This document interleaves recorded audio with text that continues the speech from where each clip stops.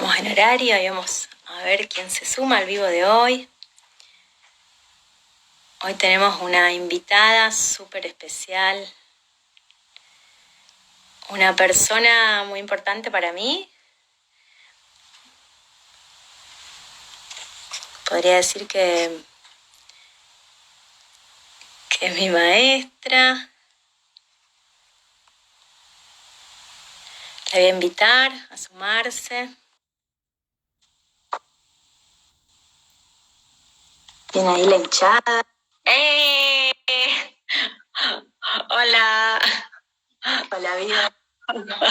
¿Cómo estás? ¿Cómo estás, Karen? ¿Cómo andan? Muy bien, ¿y vos? Seguimos esperando que se vaya sumando gente. Sí. Qué bueno. Qué bueno que nos podemos encontrar. Con Karen nos conocemos hace muchos años, ¿no? Así que para mí es un gusto, porque es la primera vez, Karen, que logramos hacer algo como esto juntas. Hemos siempre tratado, ¿no? Y así en público, si bien hemos trabajado mucho nosotras, ¿no? En realidad, sí, en público es la primera vez que podemos charlar juntas. Así es. Sí, contigo, bueno, tuve la dicha de poder estar en mi proyecto de tesis hace unos cuantos años. Fue mi directora de tesis y desde entonces quedamos muy unidas. Cercanas, muy. Hacer la clínica. No saben la maravillosa tesis que hizo Karen, impresionante, realmente, de una profundidad muy, muy fuera de lo común, la verdad, el trabajo enorme que hiciste. Sí. Gracias. De hecho, viste que el otro día te dije, la traje porque tiene ahí elaboraciones que todavía, ¿no? Cada tanto yo digo, a ver cómo esto que había trabajado Karen acá, muy, muy interesante. Sí. Sí, bueno, también les cuento que este año, con todo este contexto de aislamiento, nos dio estas ganas de encontrarnos, compartir, y Bio siempre tan generosa. Hoy estamos haciendo un espacio para reflexionar la clínica y es una hermosa. Es un gusto para mí que podamos sentarnos a charlar. ¿Cuántas veces en la vida teníamos tiempo para dedicarnos una hora a charlar, a escuchar, ya desde casa, ¿no? Como que había que salir corriendo, había que pensar, bueno, a ver cómo hacíamos los horarios. Bueno, entiendo que estamos ahora en algún sentido, bueno, con la suerte, ¿no?, de poder reunirnos aquí. Sí. María Julita.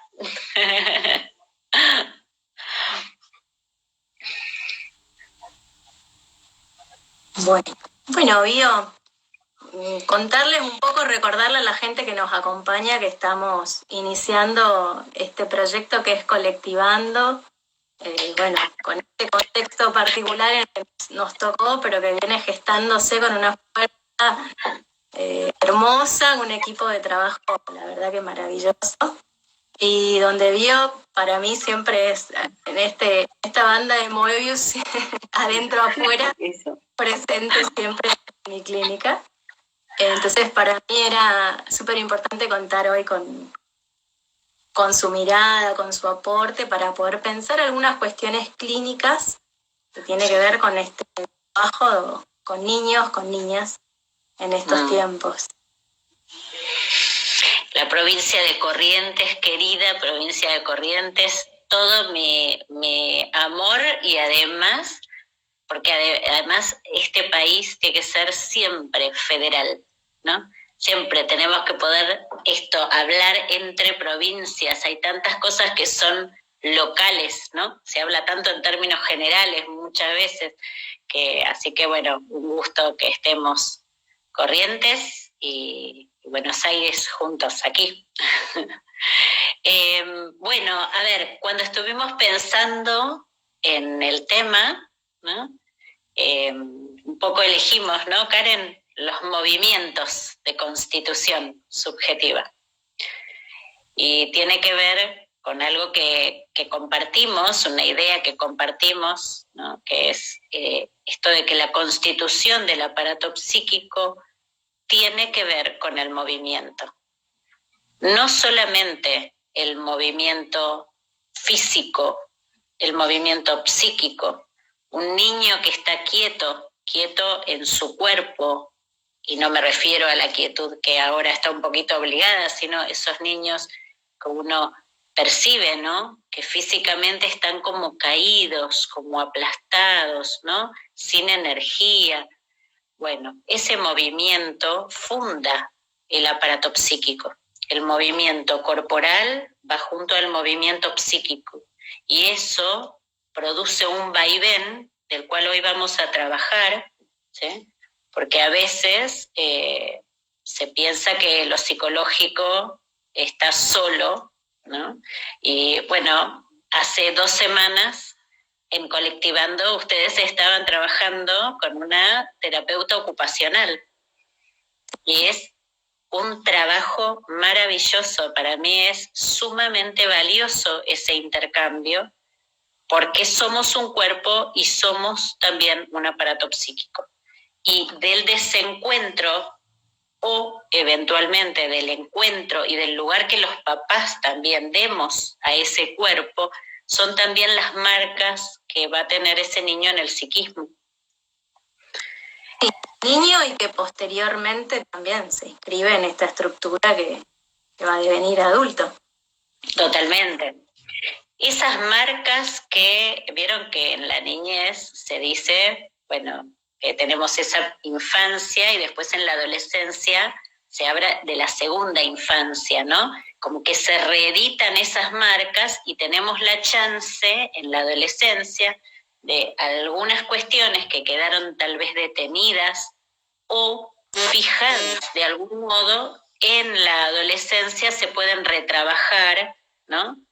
Sea con un analista y sea también los papás, porque a veces no necesita ser que haya alguna cuestión por la cual haya habido que consultar, ¿sí?, con un analista, sino que a veces ciertas cuestiones se pueden retrabajar con un hijo en la adolescencia.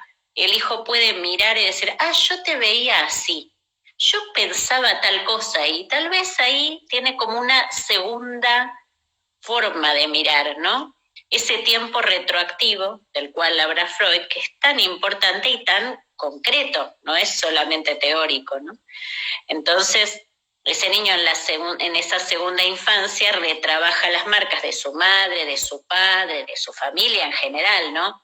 Hay que recordar siempre que Freud, cuando hablaba del Edipo, no hablaba como nosotros, rápidamente decimos mamá, papá.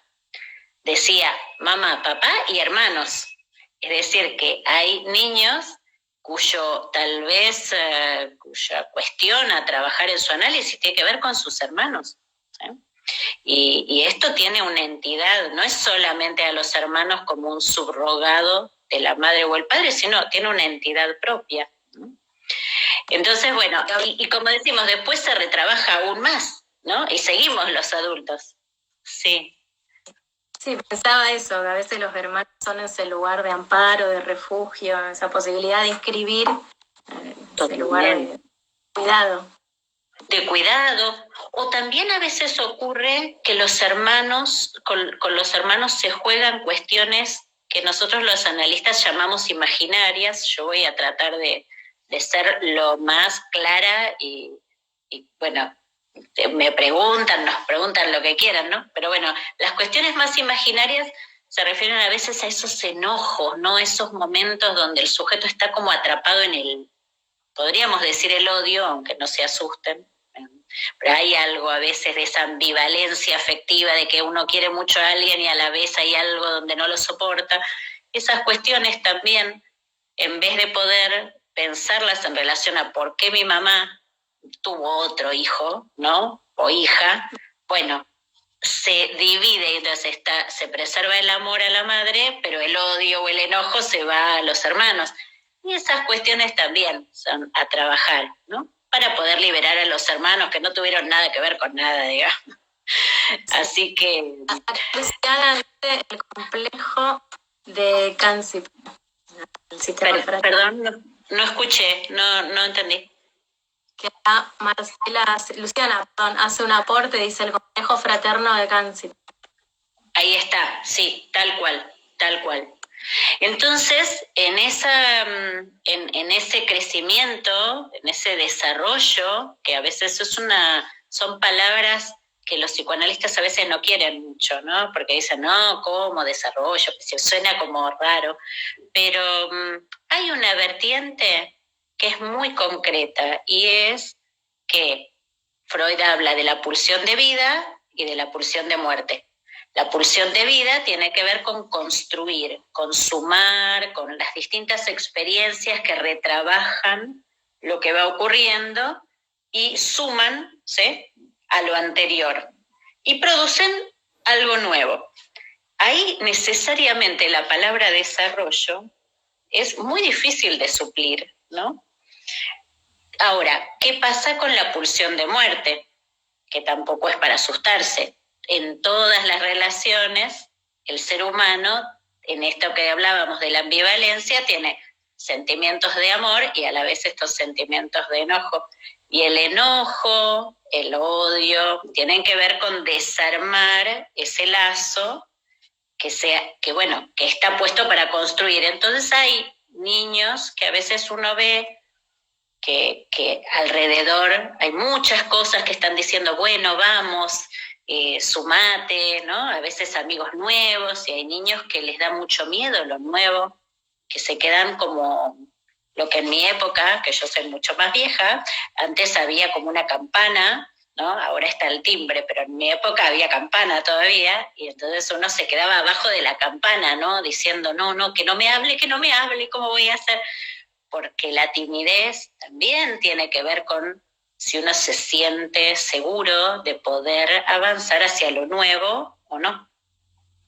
Entonces, esto, ¿no?, que decimos del crecimiento, del desarrollo, tiene mucho que ver, ¿no?, con como distintas etapas que se van viviendo en el aparato psíquico. Si a vos te parece, Karen, lo que podemos hacer es como empezar a hablar un poquito como muy básicamente de lo que sería la función materna y la función paterna. ¿Te parece? Sí, perfecto. La función materna generalmente se piensa como la de la mamá, pero a veces la mamá está muy complicada, a veces está en un proceso de duelo propio o alguna situación muy grave y las mamás se sienten culpables porque no pueden estar para su hijo, ¿no? Y también ocurre que la función materna a veces puede ser suplantada por otras personas, que pueden ser abuelas, pueden ser mujeres y también pueden ser hombres, ¿sí? No necesariamente la función materna está cumplida por una mujer, anatómicamente nacida mujer, ¿sí? Pero tiene que ver con esa función que abre, ¿sí?, que recibe a ese niño, que lo incluye en su historia y que también lo que produce en ese niño como consecuencia de tomarlo en sus brazos, ¿sí?, la metáfora del abrazo es una gran metáfora de lo que es la función materna, esa mamá lo que produce, o esa función materna lo que produce es una superficie, ¿sí? Entonces el aparato psíquico empieza a proyectarse como una superficie, ¿no? Esa superficie va a tener lugares que van a ser muy, muy lindos, muy donde el niño se va sintiendo cada vez más seguro, ¿no? Por eso cuando uno va leyendo a los psiquiatras tradicionales, ¿no?, que dice, bueno, la sonrisa, el no, bueno, toda una serie hay exactamente. Hay uno que es el miedo ante el extraño, ¿no? Sí. Y angustia del octavo mes. La famosa angustia del octavo mes, que ahora uno la ve mucho antes, ¿no? Porque como todo está mucho más como acelerado, esa angustia ante esa persona nueva tiene que ver, es un buen indicador. ¿Por qué? Porque se constituyó esa superficie, se está constituyendo en todo caso. Entonces ya hay un adentro de esa superficie donde está mamá, papá, los abuelos, los hermanos, bueno, toda la gente conocida, y hay un exterior que es nuevo y que a algunos niños les da mucho susto, ¿sí? La función materna entonces tiene esa función, digamos, en relación a la superficie, pero también en la vida cotidiana y después, muchos años después, la función de historizar a ese hijo, de incluirlo en el linaje de los deseos, pero también la mamá o la que cumple esa función es la que dice, uy, vos te acordás cuando vos eras chiquito que hacías tal cosa, cuando como te asustaste, te caíste. Bueno, es también la formadora, ¿sí?, de mucho de lo que el niño cree de sí. Si la mamá está bien, ¿sí?, bien ubicada en el lugar de mamá, provee muchísimas imágenes hermosas que a ese niño o niña le van a hacer muy bien para cuando tenga que enfrentar los momentos difíciles. Por ejemplo, cuando una mamá puede historizar, bueno, vos cada vez que, no sé, que ibas a algo nuevo, te asustabas mucho el día anterior y al día siguiente era como que avanzabas y no te importaba nada. Entonces ese niño, cuando sea más grande y tenga que enfrentar una situación nueva, va a decir, ah, claro, esto es lo que mi mamá siempre me decía. Hay una función muy íntima, ¿sí?, que tiene que ver con que la Constitución, esto que los psicoanalistas más lacanianos dicen en términos de que el niño se constituye en el discurso del otro, ¿sí?, tomado de alguna manera por ese discurso del otro que dice lo que él siente, que traduce, ¿no?, lo que siente.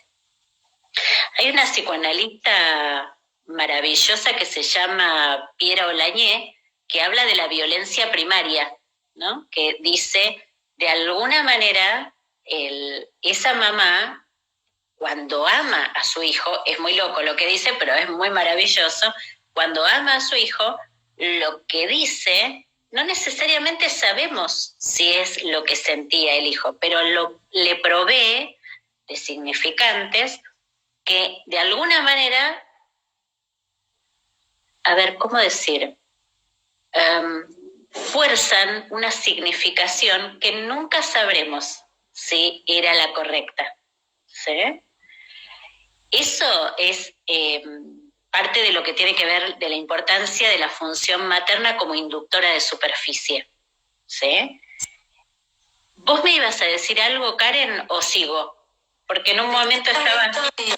No, me acordaba de un pacientito que me decía, me contaba, mi mamá me ayudó a vencer mis miedos, tenía muchas dificultades para dormir sola la noche y su recuerdo era, mi mamá lo que hizo fue ayudarme a vencer mis miedos. ¿Y qué hizo tu mamá?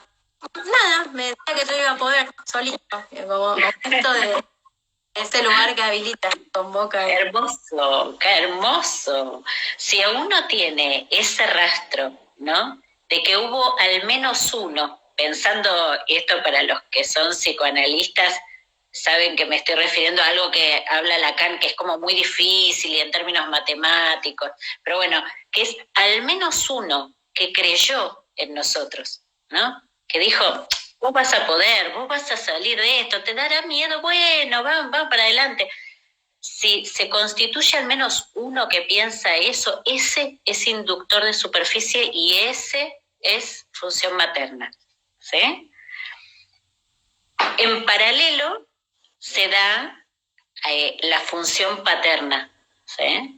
Esa función paterna es también necesaria porque si fuera solo dependiente de alguien que cree en nosotros es hermoso, pero nuestro narcisismo, es decir, la energía psíquica con la cual la mamá inviste a ese bebé sería tanta y tan maravillosa que ese niño podría creer que puede hacer cualquier cosa. Sí. Entonces, la función de corte, de ingreso, uno diría en la exogamia, es decir, podríamos decir en la realidad, es una función tan importante como la primera, como la de la madre. Por ejemplo, yo me acuerdo que cuando mi hijo más chiquito iba al jardín, la maestra jardinera estaba muy preocupada porque había 2 niños que se potenciaban entre ellos, que corrían y ¡pah! Se estrellaban contra la pared. Muy fuerte, se estrellaban, pero se golpeaban en serio. Y ella iba y decía, no, porque te vas a lastimar, porque te va a doler. Y había un punto en que ese cuerpo no sentía dolor. Entonces, hay algo de la función de corte que no es solamente, como normalmente se dice, decirle a ese niño, bueno, tu madre es mía y tú tienes que buscar una mujer, otra que no sea tu madre. Ese es uno de los aspectos, y está muy bien, que tiene que ver con la función más simbólica del padre. Pero hay otra que tiene que ver con inscribir que no se puede hacer cualquier cosa, que con pensar algo y con sentir que eso va a estar buenísimo, no alcanza para que las cosas salgan bien, ¿sí? Esa función de inscripción a veces la hace la misma mamá, porque a veces no hay un papá disponible por distintas razones, a veces la cumple el papá de la mamá, pero también puede ocurrir que la cumpla una persona que no sea varón, que sea mujer, ¿sí? Esa función paterna, ¿no? Como hablábamos un poquito antes, ¿no? Acerca de la función materna, tal vez la cumple una mujer, pero una mujer que pone el límite desde el amor, pero dice, no, hasta acá.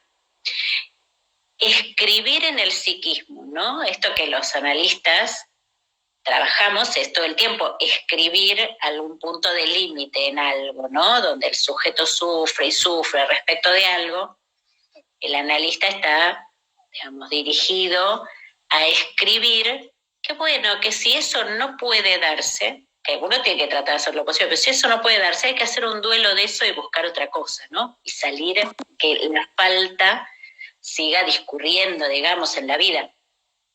Pero ese papá, por ejemplo, o esa función paterna, lo que inscribe también, ¿no? Es ese cuerpo como un cuerpo en lo real, ¿sí? Por eso, a veces las dificultades que hay en la adolescencia, ¿no? Con chicos, chicas que a veces se cortan, ¿sí? Que hay algo donde el dolor es tan grande que no logran escribir, ¿sí? Por eso se cortan, ¿no? Hay un esfuerzo de escritura en el cuerpo, ¿sí? De un límite, algo que los haga sentir un poco mejor. Entonces, estas 2 funciones, ¿no? La función que abre, que crea superficie, y esa otra función que dice, bueno, con desear, ¿no? Con poner lo mejor de uno, no alcanza, sino que también hay que saber que más allá de nosotros hay una realidad a la que hay que aprender, con la que hay que aprender a vérselas, digamos. Eso tiene que ver con la función paterna, ¿no? Entonces,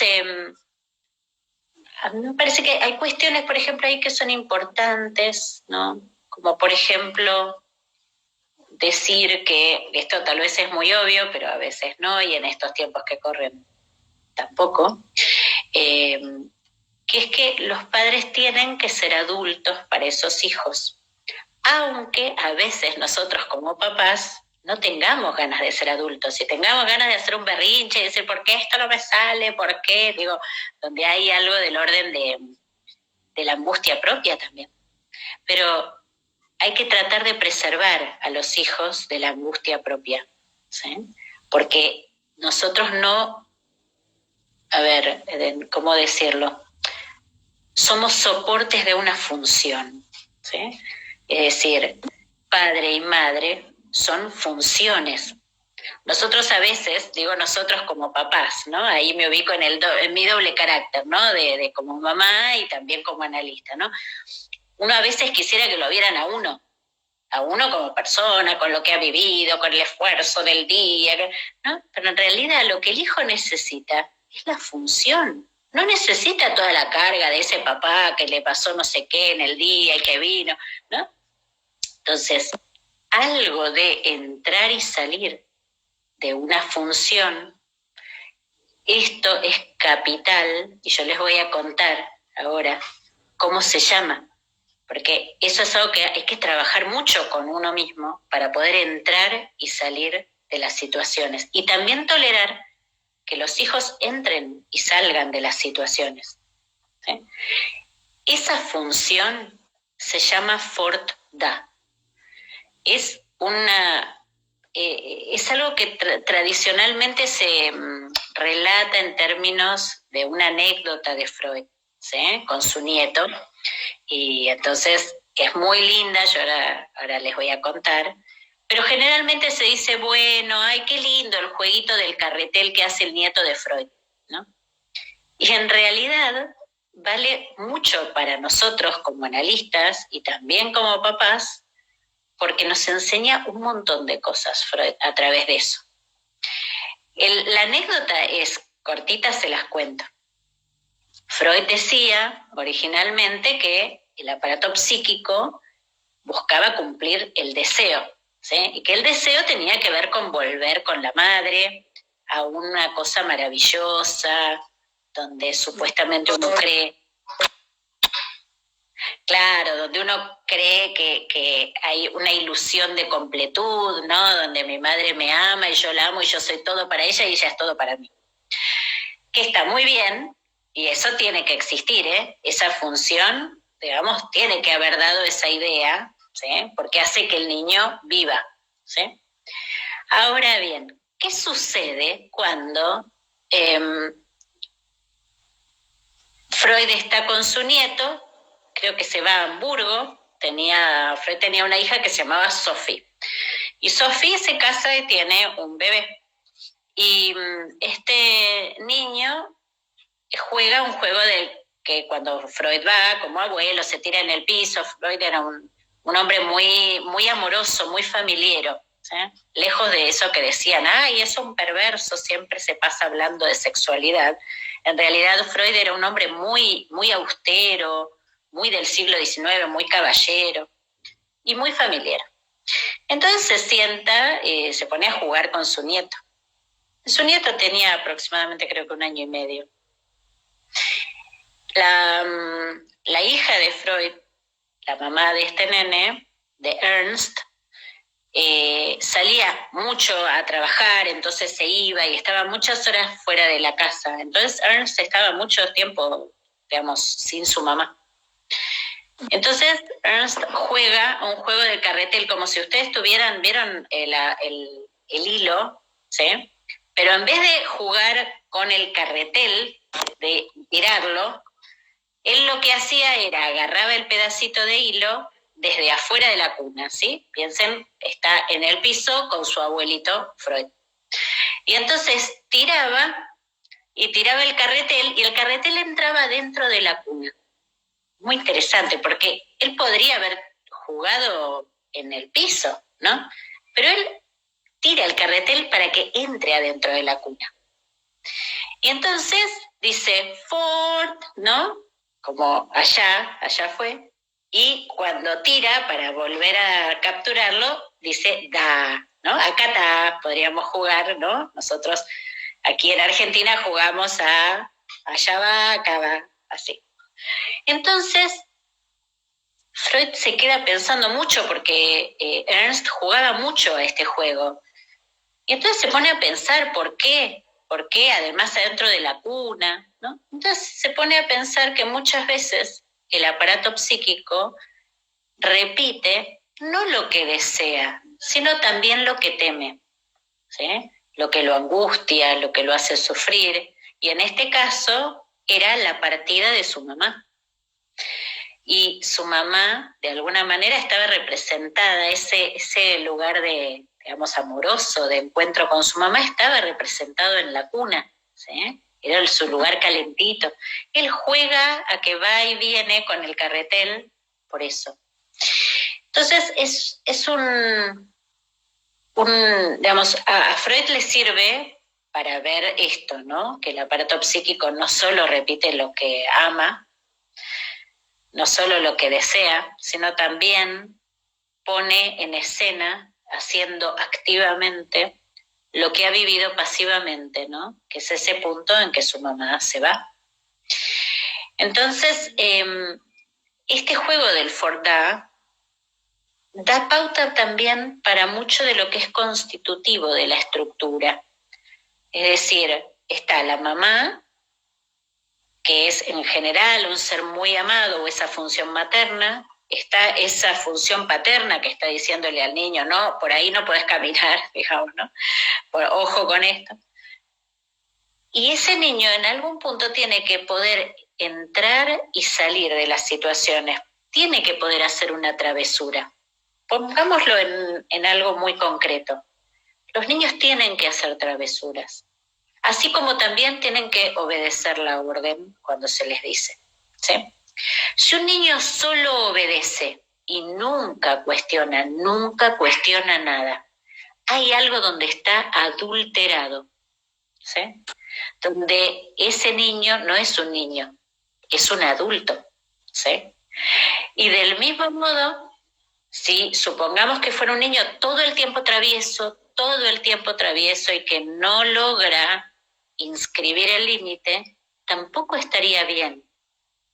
Entonces, entre ese Ford y ese Da, la estructura se va constituyendo a sí misma, diciendo, ay, no, esto no está bueno, me siento mal cuando hago algo mal, porque mi mamá, o tal vez mi mamá se va a enterar, o a mi papá no le va a gustar, o yo no me siento bien haciendo algo que no está bien.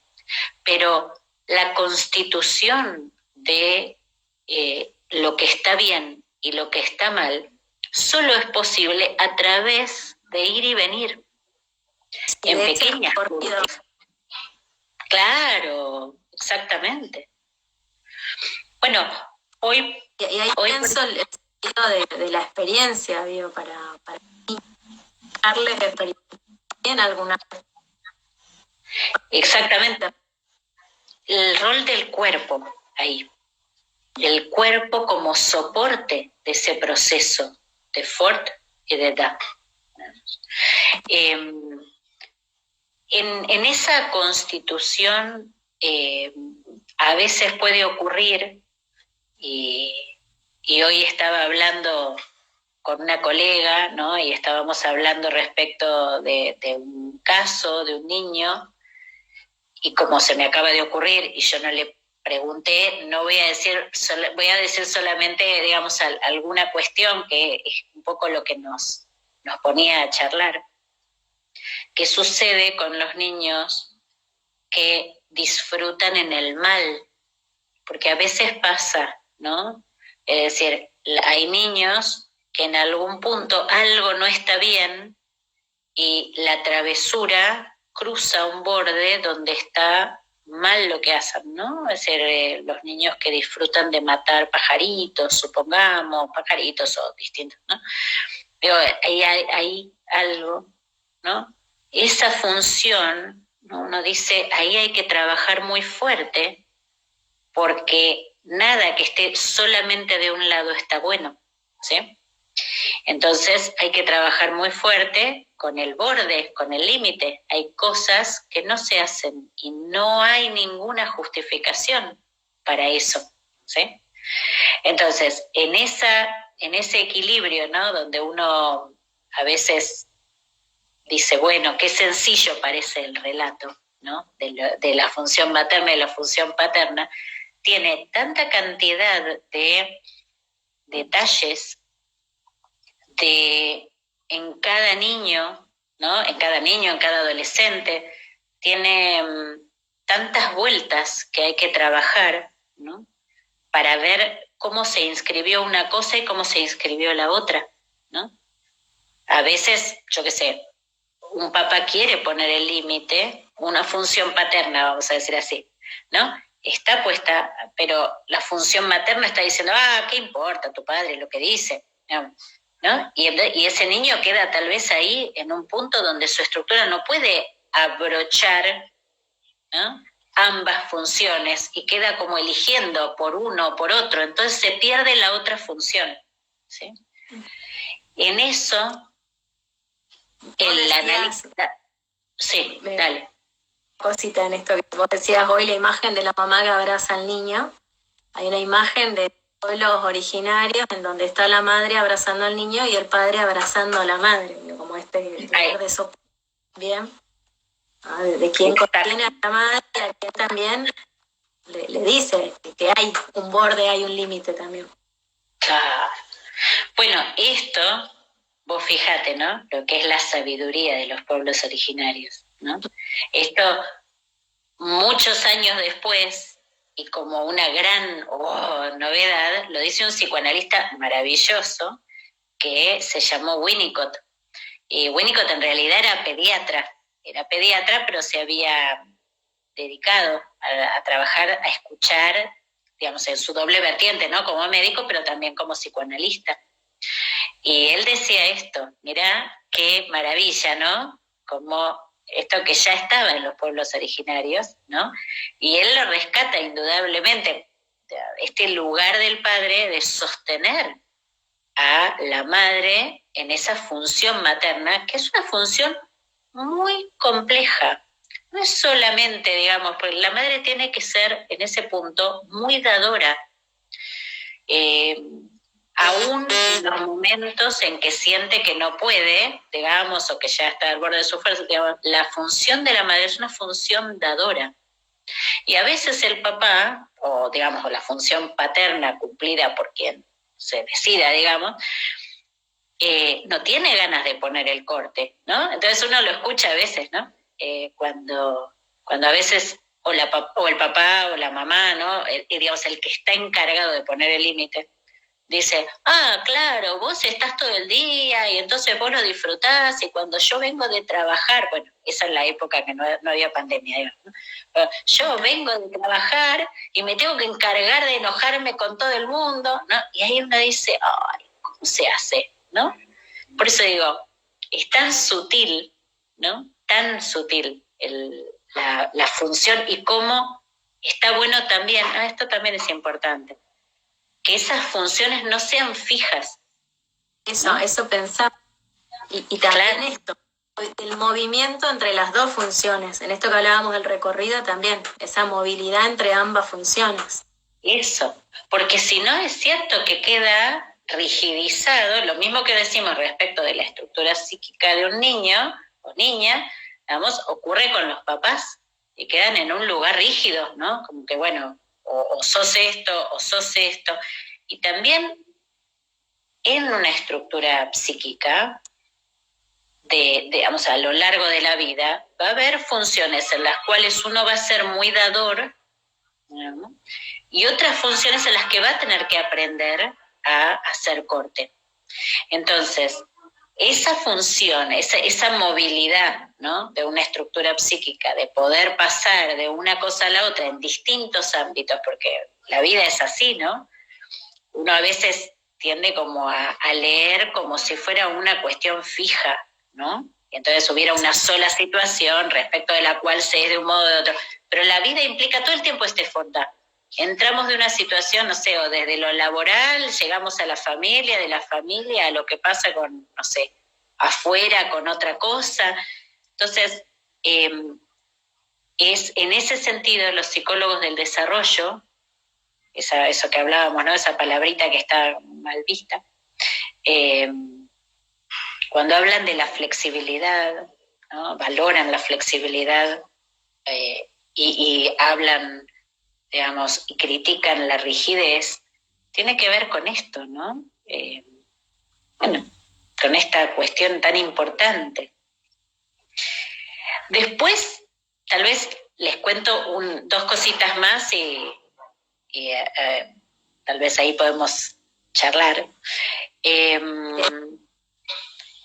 Que digamos, la función del yo tiene que ver, así como esto que yo les contaba, ¿no? Con ese punto donde el niño se mira en los ojos de la madre, se habla a sí mismo a través de las palabras, ¿no? De ese otro. Esa función la llaman los psicoanalistas lacanianos el estadio del espejo, porque el niño se mira en el espejo a través de los ojos de la madre que lo está mirando y se anticipa, ¿no? Entonces piensa de él algo que todavía no llegó a ser. ¿sí? Por eso hablamos, ¿no?, de lo importante de la mirada de la madre, ¿no? Una mirada positiva y que apoye. En algún momento la función materna y la función paterna se encuentran y chocan en el complejo de Edipo. Y ese es el complejo nuclear, ¿no?, de las neurosis, dice Freud, que es el momento en el que tiene que primar esta cuestión exogámica, ¿no?, de salir de esta ilusión de que yo voy a tener todo con mi mamá, digamos, si me quedo en casa, ¿no? Y entonces también esto implica el día de mañana buscar un trabajo, hacer que, bueno, que no es que el otro tiene que aceptarme porque yo soy bueno, porque yo intento hacer bien las cosas y con eso tiene que alcanzar, ¿no?, sino inscribirse en una sociedad también tiene que ver con poderse tolerar que haya una parte de uno que no sea del todo solo el lugar de hijo, ¿sí? Y así también uno puede convertirse en padre, ¿no?, en alguien que dona al otro, a un niño, eso que tuvo que ceder o que también decidió ceder, ¿no?, pero lo dona a otro. Esa es la cosa maravillosa que tienen los antropólogos y Lévi-Strauss, si ustedes leen, ¿no?, cuando hablan de cómo se estructura una sociedad, ¿no?, y cómo lo que tal vez uno recibe en un lado lo da al otro, y esto es también sinónimo de salud, que circule, la circulación en el medio de una sociedad, ¿no? Toda función que tiende como a agarrarse, ¿sí?, una mamá que bueno, que tal vez le cueste que su hijo crezca, y entonces le da miedo y entonces lo agarra. Un hijo que se quiere quedar con la mamá para que ella no sufra, ¿no?, es pensar que esa mamá puede poco, que esa mamá no se va a poder reponer de esa pérdida, y sí se va a poder reponer, ¿no? Es decir, esto es lo que hay que trabajar, y si siente que no se podrá reponer, bueno, habrá un analista ahí para acompañar, ¿no?, ese proceso. Un papá que se cosifique solo en el lugar de el que da la ley, dicta la ley, y no, tal vez no se puede poner en juego él como persona, lo que piensa en la vida, ¿no?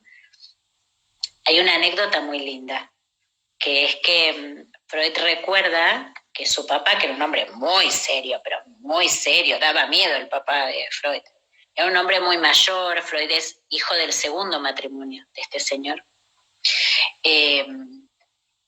Este hombre tenía mucho sentido del humor. Tenía una parte muy linda, pero que se ve que no dejaba ver mucho. Entonces, y en algún momento, uno de los recuerdos que tiene Freud es que su papá lo sentó en una rodilla y a su hermana en la otra rodilla, y les dio libros y les permitía escribirlos y romper las hojas y tirarlos, cosa que es como altamente raro, ¿no? Y piensen más todavía en el momento que vivió Freud, hace muchos años, principios del siglo XX, era como, qué raro, ¿no? Finales del siglo XIX en realidad, porque esa anécdota debe haber sido para 1860, por ahí. Y este hombre les dio los libros y les permitió a los dos romper y jugar con eso. Esta una pequeña travesura permitida por papá, que los tenía ahí en su regazo, ¿no? Y es muy conocida la pasión de Freud por los libros, ¿no?, y la pasión de Freud por el humor. Freud no heredó ese humor, no era un hombre un poco más dramático, pero sí estudió mucho acerca de la construcción del chiste, y el chiste como una de las formas en que el inconsciente se puede observar. Entonces uno dice, hay mucha herencia que un papá puede legarle a un hijo, no solamente en relación a la ley, sino en relación a algo mucho más amplio, ¿no? Pero tiene que estar la ley, ¿no? Tiene que estar. Incluirlo en la progenie. Perdón. Escribe, ¿no?, en 1927 ese artículo precioso, El humor, donde habla de logros mayores del aparato psíquico, donde no hay pérdida o la pérdida es mínima, dice. ¿No? Como el yo sale exitoso de eso. Sí, exactamente. Es algo que lo acompañó a él mucho, mucho el estudio del humor. Y uno dice, qué linda esa anécdota, ¿no? Porque era un señor muy grande su papá. La madre de Freud era muy joven, tenía mucha diferencia de edad con el papá, pero el papá era un señor muy adusto. Y como vos decís, ¿no? A final de su obra y en 1905 escribe El chiste y su relación con el inconsciente, con lo cual, digo, fíjense, ¿no? Él en 1900 crea lo inconsciente, 1905 el chiste, al final de su obra, él escribe hasta el 38, como vos decís, el humor, la verdad es que lo acompañó a lo largo de su vida, esa herencia de su papá, ¿sí? Entonces yo creo que está buenísimo pensar en estos términos, ¿no? De cuál es el saldo del complejo de Edipo. Si el complejo de Edipo se piensa solamente en términos simbólicos, que está muy bien, que es esto de la salida del objeto materno, como llamamos, ¿no? Y bueno, que vaya hacia la exogamia, pero también estas otras producciones del complejo de Edipo, ¿no? Que son los lugares de identificación o los lugares a los cuales a un hijo lo relanza para tal vez no en ese momento, pero inscribir, supongamos, a veces algunos hijos en un momento de crisis vital, decir, ¿y mi padre a esta edad que yo tengo, en qué estaba? ¿No? Y tal vez el padre había vivido un montón de cosas, y uno puede tomarse de algún jirón, de un recuerdo de ese papá o de esa mamá, y decir, ay, yo esto no lo había pensado, y poder relanzarse, ¿no? Hacia el futuro. Así como también están las cuestiones a veces complicadas, ¿no? De las identificaciones, donde uno dice, ay, son difíciles. Bueno, ahí estará un analista para ocuparse, ¿no? Pero en términos generales, me parece que hay mucho para disfrutar, ¿no? Cuando uno trabaja sobre una historia con un paciente, un niño que está en constitución de todo esto, un adolescente también retrabajando esas marcas primeras, y un adulto, ¿no?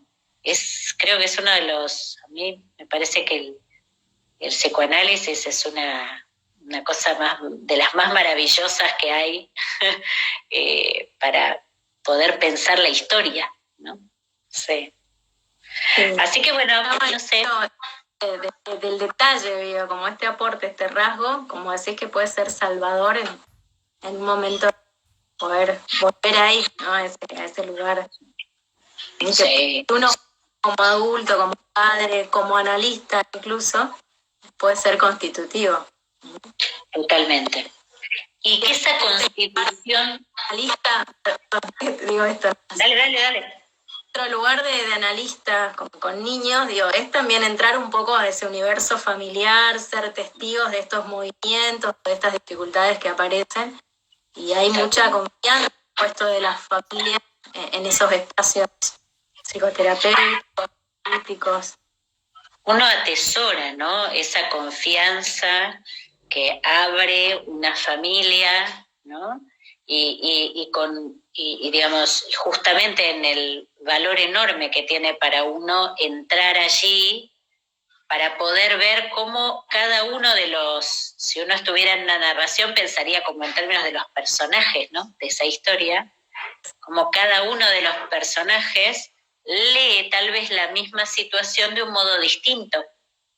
Y a veces hay papás que están llevando algo en determinado camino porque piensan que eso es obvio, que es así, y que eso le hace muy bien a ese hijo. Y tal vez ese hijo lo lee de una manera que le es iatrogénico. Y entonces, intervenir en los modos de lectura de cada uno, pero pudiendo tener la visión de conjunto, ¿no? Es un trabajo maravilloso para nosotros, ¿no? Es divino, pero a la vez es cierto que requiere, ¿no? De esa familia una disposición y una posición que también uno tiene, ¿no? De humildad, de bueno, a ver cómo construimos con esto, ¿sí? Está buenísimo.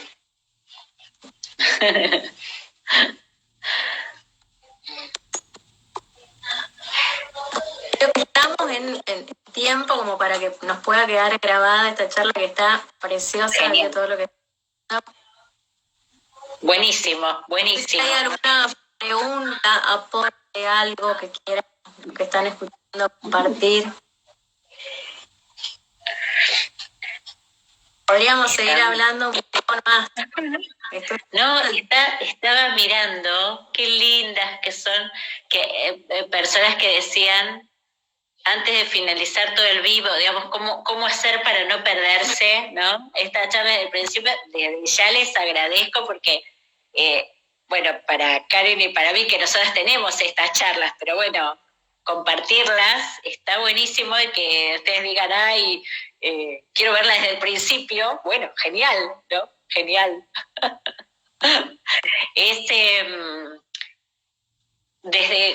Desde el lugar que cada uno esté, sea uno papá, mamá, abuelo, abuela, ¿no? O a veces hermano, a veces los hermanos, como decíamos, ¿no? Ven cosas y no saben cómo hacer, ¿no? El lugar de un buen analista que acompaña ese proceso y que puede ayudar a veces a hacer como un pequeño movimiento que reencausa la cosa, ¿no? Y que circule, ¿no? Y entonces circule el deseo y circule el movimiento, no es que uno tiene que quedarse ahí para siempre, es como arbitrar las cuestiones para que algo que estaba ahí detenido se relance, y bueno, genial, sí. Mi hermanita Forda es maestra, dice mi hermana, que cuando mi sobrino era bebé, se acuerda que yo le decía, le insistía en la Forda. Qué linda, qué linda.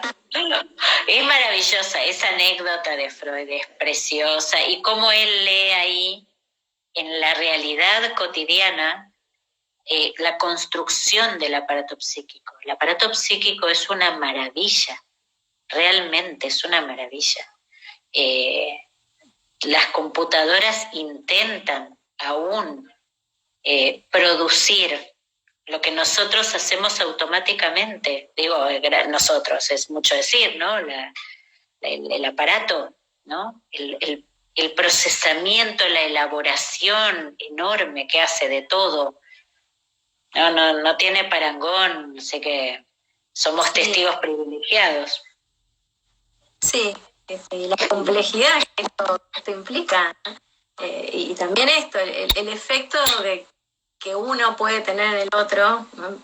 Con algo mínimo, cuando estamos en un encuentro con un niño, con una niña, esto que decías vos, ¿sí? Postergar nuestras acciones de niño y ubicarnos en este lugar de adulto, función, tal cual. Resguardo, es una hermosa palabra, resguardo. Sí, resguardar la niñez, porque alguien que no logra ser niño de niño, después va a querer hacerlo, o va a querer perpetuarse en ese lugar que no tuvo nunca. Es decir, las cosas hay que, en la medida en que se pueda, tratar de vivirlas cuando hay que vivirlas.